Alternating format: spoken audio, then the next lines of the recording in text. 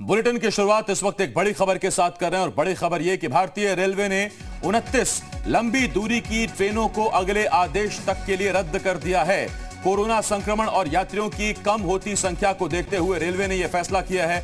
जिन ट्रेनों को रद्द किया गया है उनमें ज्यादातर शताब्दी और दुरंतो जैसी ट्रेनें हैं। नई दिल्ली देहरादून शताब्दी एक्सप्रेस 0218 देहरादून नई दिल्ली शताब्दी भी रद्द कर दी गई है। 9 मई से अगले आदेश तक ये ट्रेन रद्द रहेंगी। नई दिल्ली देहरादून जन शताब्दी स्पेशल ट्रेन को भी रद्द कर दिया गया है।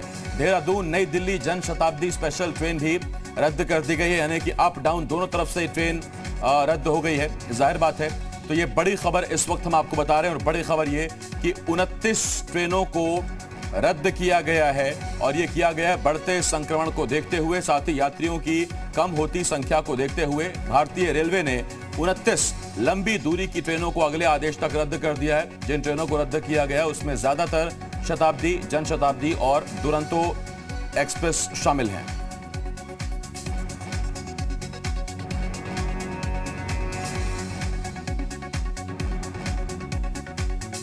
राहुल मिश्रा, जी मीडिया संवाददाता, इस वक्त इस बड़ी खबर पर हमारे साथ जुड़ रहे हैं। राहुल, इन 29 ट्रेनों में वो कौन सी ट्रेनें हैं जिनके बंद होने से असर पड़ेगा उत्तर प्रदेश और उत्तराखंड की जनता को?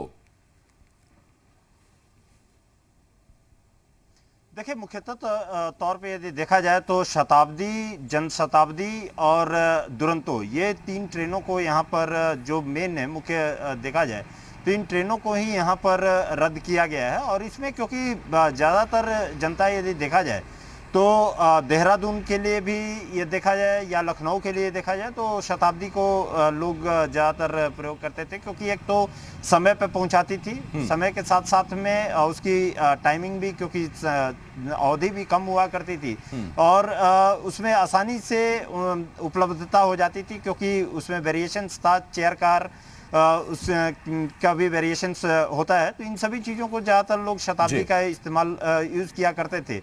दुरंतो भी क्योंकि दुरंतो के भी बंद करने पे, यहाँ पे निरस्त करने से यात्रियों को कहीं दिक्कत होगी, लेकिन इसके पीछे जो कारण है, ये क्यों ऐसा फैसला लेना पड़ा है यहाँ रेल मंत्रालय को, इसके पीछे जो लेसर अमाउंट ऑफ जो ऑक्यूपेंसी है, ऑक्यूपेंसी क्योंकि वहाँ पे ट्रेनें भर नहीं रही थी, खाली ट्रेनों को चलाना पड़ रहा था, और यदि खाली ट्रेनों को चलाया जाता है तो वित्तीय भार यहाँ पे रेलवे के ऊपर पड़ता है। कोरोना काल में क्योंकि जब आवागमन चारों तरफ बंद है, एक दूसरी जगह पे आप जा नहीं सकते हैं, आपको जाने के लिए कहीं सीधे तौर पे वहाँ कई जगह पे इंटर स्टेट जो है कनेक्टिविटी बंद की गई है, कई जगह बंद की गई है, कई जगह आरटीपीसीआर की नेगेटिव रिपोर्ट मांगी जा रही है। और समझ में आता है राहुल, जाहिर बात है कि ऐसे में तब जबकि संक्रमण बढ़ रहा है, लोगों की आवाजाही कम हो रही है, ट्रेनों को बंद करने का फैसला करना पड़ा है भारतीय रेल को। बहुत शुक्रिया राहुल।